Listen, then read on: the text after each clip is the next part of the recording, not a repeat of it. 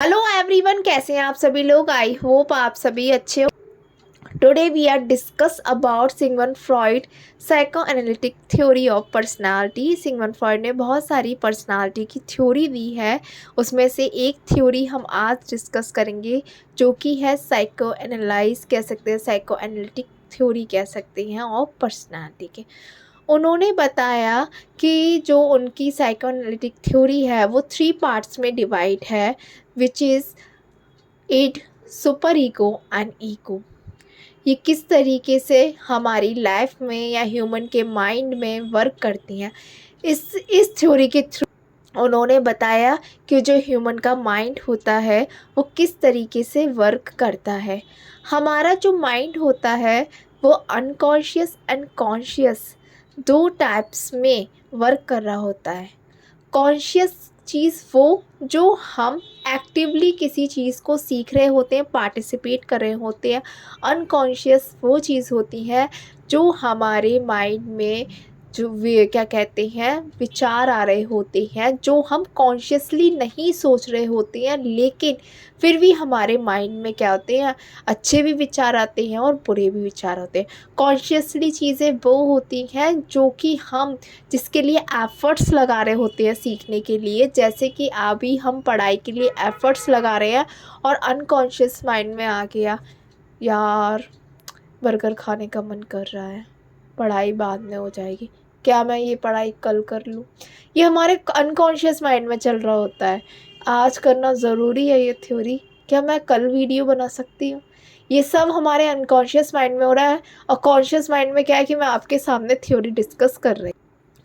मैं live example इसलिए देती हूँ जिससे आप जल्दी से रिलेट कर लें कि जो कॉन्सेप्ट है और आप कि मैं क्या समझाना चाहती हूँ और आपको हमेशा याद रहे। बहुत बार ऐसा होता है कुछ चीज़ करने का हमारा मन नहीं होता, कहीं जाने का भी मोस्टली नहीं मन होता, लेकिन हमें जाना पड़ता है, कॉन्शियसली प्रेजेंट होना पड़ता है, हमें अपना वर्क करना होता है और अनकॉन्शियसली माइंड में चल रहा होता है, यार आज सो जाती ना 3-4 घंटे के लिए कैसा होता, ये यार आज हम वहाँ जाते ना खाना खाने के लिए। ये अनकॉन्शियस माइंड में चल रहा होता है हमारे कहीं ना कहीं।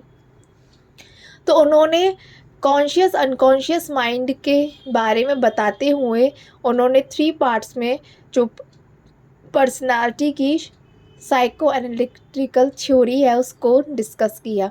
उन्होंने बताया कि जो हमारा इड है वो प्लेजर ओरिएंटेड है, ईगो जो रियलिटी प्रिंसिपल पे बेस करती है कि रियलिटी क्या है सोसाइटी की, सुपर ईगो मॉरलिटी पे बेस करती है। सुपर ईगो मॉरलिटी पे बेस करती है, वो हमें ये बताती है क्या सही है क्या गलत है। इट की बात करूं तो इट क्या करती है, थोड़ा सेल्फिश होती है, और जो इट वाली क्या कह सकती हैं पर्सनालिटी होती है, वी कैसे इट जो होती है 3 पार्ट्स पर्सनालिटी के उन्होंने बताया, वो हमारे माइंड में ऑन वर्थ होती है। जब हम वर्थ लेते हैं, जन्म लेते हैं, जन्मजात क्षमता होती है।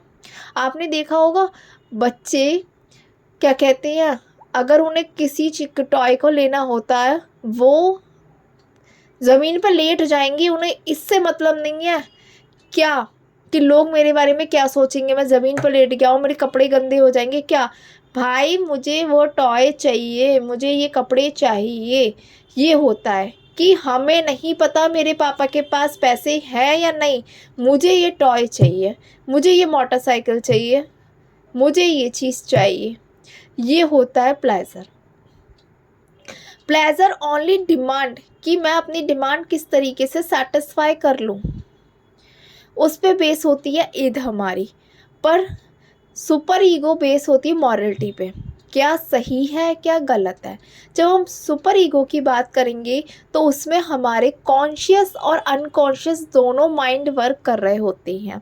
हम सुपर ईगो में क्या राइट है क्या रॉन्ग है उसका जजमेंट कर रहे होते हैं कि हमारी सोसाइटी के अकॉर्डिंग, मॉरलिटी के अकॉर्डिंग क्या सही है क्या गलत है, और क्या अच्छा है हमारे लिए क्या ख़राब है, हम इसकी जजमेंट कर रहे होते हैं।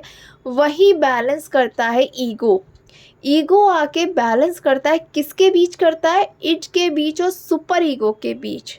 ये क्या करता है, उन दोनों के बीच बैलेंस करता है। और ये कॉन्शियस माइंड इसमें वर्क कर रहा होता है, जिसमें हम थिंकिंग करते हैं कि हम कुछ ऐसा बीच का सॉल्यूशन लेकर आए जो हम अपनी इड भी सेटिस्फाई कर रहे हैं, सुपर ईगो भी कर ले। आपने देखा होगा बचपन में मम्मी कितनी अच्छी तरीके से क्या करती थी, हमें टॉय भी दिलवा दें और क्या कहते हैं हम शांत भी हो जाए, तो ये वाला मत ले, तू कम पैसों वाला ले ले, या फिर ये वाले कपड़े मत ले, ये वाले ले ले, मैं तुझे नए दिला रही हूँ ना। तो वो क्या होता था, वो बीच का रास्ता निकालती थी, बीच का रास्ता निकालती थी और वो कहती थी मैं बच्चे को अपने कपड़े भी दिला दूंगी और मेरे ज़्यादा पैसे भी खर्च नहीं होंगे, या मैं अपने बच्चे को टॉय भी दिला दूं और वो खुश भी रहे और मेरे ज़्यादा पैसे खर्च नहीं हो। ये काम करता है ईगो।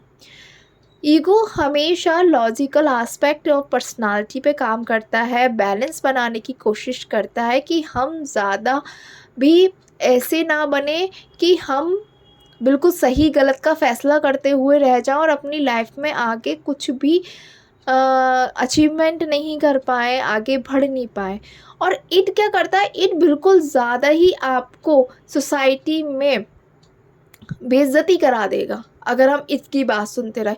सुपर ईगो की बात सुनते रहे तो वो हमें महात्मा गांधी, गौतम बुद्ध बना देगा, क्या सही है क्या गलत।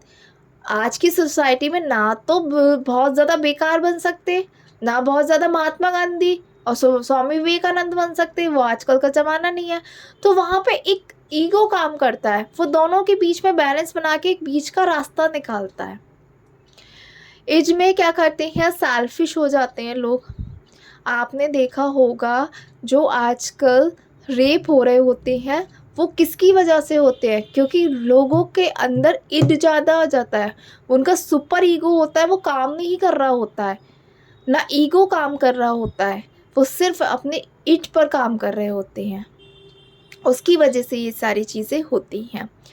तो मैं एक बार फिर से आपको क्लियर कर देती हूँ, जो इड होता है वो इनबॉर्न हमारे अंदर होता है, जिसमें हम क्या करते हैं अपने प्लेजर पे काम कर रहे होते हैं, हम थोड़े सेल्फिश होते हैं और ये हमारे अनकॉन्शियस माइंड में होता है और हम जल्दी से अपनी जो सेटिस्फाई नीड होता है उसको पूरा करने की कोशिश कर रहे होते हैं। वहाँ सुपर ईगो की बात करूँ तो सुपर ईगो मॉरलिटी प्रिंसिपल पे काम कर रहा होता है, वो हमेशा हमें ये बताता है, जजमेंट करता है क्या सही है क्या गलत है, क्या राइट रॉन्ग है, स्टैंडर्ड जजमेंट पे काम करता है। वहीं ईगो की बात करूँ तो ईगो आ जाता है इट और सुपर ईगो के बैलेंस बनाता हुआ बीच का रास्ता निकालता है कि मेरी इट भी शांत हो जाए और मैं कोई भी रूल्स एंड रेगुलेशन नहीं तोड़ूँ। ये लॉजिकल एस्पेक्ट होता है हमारी पर्सनालिटी का और ईगो बहुत ज़रूरी होता है इट और सुपर ईगो के बीच में बैलेंस बनाने के लिए, क्योंकि ये रियलिटी पे बेस हो रहा है, सोसाइटी में जो चल रहा होता है उस पर काम कर रहा होता है। क्योंकि हम एकदम से इट को भी नहीं क्या कहते तरफ जा सकते, क्योंकि वो हमें इतनी बुराई दिलवा देगा कि कभी कभार हमारा जीवन को भी नष्ट कर सकता है। और जब हम सुपर ईगो की तरफ जाएं तो हम महात्मा संत बन जाएंगे, सिर्फ हम सही गलत का ही फैसला करते ले जाएंगे, हम एक मॉडरेट लाइफ नहीं जी पाएंगे। इसलिए ईगो को हम बैलेंस बनाने के लिए रखा होता है। एक और एग्जांपल देती हूँ, खाना तो सभी को पसंद होगा, तो मोमोज़ इट काम करता है कि मैं रोज़ मोमोज़ खाऊं, ठीक है। सुपर ईगो कहती है मॉरलिटी के बेसिस पे हम रोज़ अगर मोमोज़ खाएंगे तो हमारा पेट खराब हो जाएगा। आई नो फनी एग्जांपल है, लेकिन आपको समझाने के लिए मैंने लिया है। सुपर ईगो बता रहे हैं कि हमारा पेट खराब हो जाएगा अगर हमने रोज़ मोमोज़ खाए और हमें डॉक्टर के जाना पड़ेगा। ईगो आता है बैलेंस बनाने के लिए, चल ठीक है हफ्ते में 2 दिन मोमोज़ खा लेंगे, ओके। ये इस तरीके से वर्क करता है। उसने इट को भी सेटिस्फाई किया और सुपर ईगो को भी बैलेंस करके बीच का रास्ता निकाला कि हफ्ते में मैं 7 दिन मोमोज़ नहीं खाना चाहिए, क्योंकि वो हमारे हेल्थ को अच्छा नहीं करेगा, ख़राब कर देगा। वहीं सुपर ईगो आता है और बोलता है कि चल हफ्ते में 2 या 3 दिन मोमोज़ खा लिए, उससे ज़्यादा मोमोज़ नहीं खाने हैं। वैसे हफ्ते में 2-3 दिन भी मोमोज़ ज़्यादा है, लेकिन एक मैंने एग्ज़ाम्पल दिया है। आई होप आपको मेरी वीडियो अच्छी लगी हो।